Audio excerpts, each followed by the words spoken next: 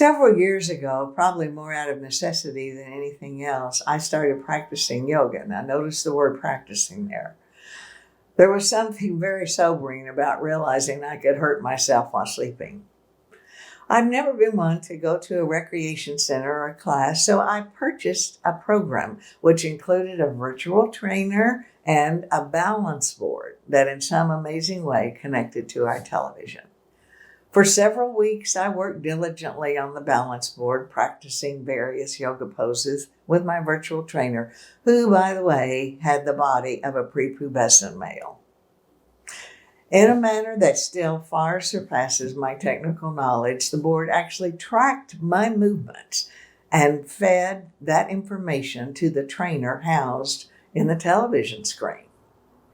She, in turn, would graciously provide feedback from time to time, informing me that I was unstable. On one particular morning, Jerry was passing through the room while I was attempting the tree pose. He looked at the trainer, he looked at me, he looked back at the trainer, he looked back at me, and stated very matter-of-factly, "She doesn't have her tongue stuck out." Well, he was barred from the room when I was exercising. In truth, we actually live our lives on a balance board, trying to find the equilibrium in every area of our lives. It's true, isn't it? For everything we choose, whether it's time, energy, material, resources, whatever, we give something else up. Life is really nothing more than a series of choices and trade-offs. For each one of us, our life is like a three-legged stool. We have a mental leg, we have a physical leg, and we have a spiritual leg. And an emotional cord runs through and connects them all. Now, if any of the legs are shorter or longer than the others, our stool, or our life, is unstable or unbalanced in some way. Therefore, they all must be maintained equally.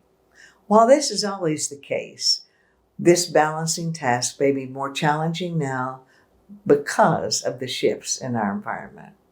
About a year ago, most of us had some structure to our day. We had our routines, usually knew what had to be accomplished in the next 24-hour period, and we allocated the time accordingly. We functioned with some feeling of stability and predictability. But when the original quarantine was imposed, all that was interrupted, and many of us found ourselves sleeping, eating, interacting with family members, working and attending to daily tasks on a different schedule. The events we are now experiencing are challenging. However, they provide wonderful opportunities in several areas. Times of crisis or uncertainty always bring to the surface traits in ourselves that we need to work on, if we'll just pay attention. We've already established that our responses to people, life events, and even our mind are the only things we really have any control over. Perhaps this is the perfect time for us to make our peace with that concept, if we have not already. Some things we can control. For example, number one, create some structure, some type of structure in the day. When the normal schedule is interrupted, there's a tendency to eat and sleep at different times from day to day. Now, while this is great on a vacation, on a daily basis in the long term, not so much. Second, avoid too much exposure to the news. Remember that your focus becomes your reality. And it's difficult to watch, read, or listen to any news media for very long without your mind becoming jaded in one direction or another. Perhaps decide to briefly review the headlines in the morning, even on your mobile device, and then perhaps listen to a 30-minute broadcast at the end of the day. It's very important also to stay informed with reliable sources. Social media provides a platform for all types of information, some credible and some not. Often facts are skewed, rumors are rampant, and attitudes become toxic.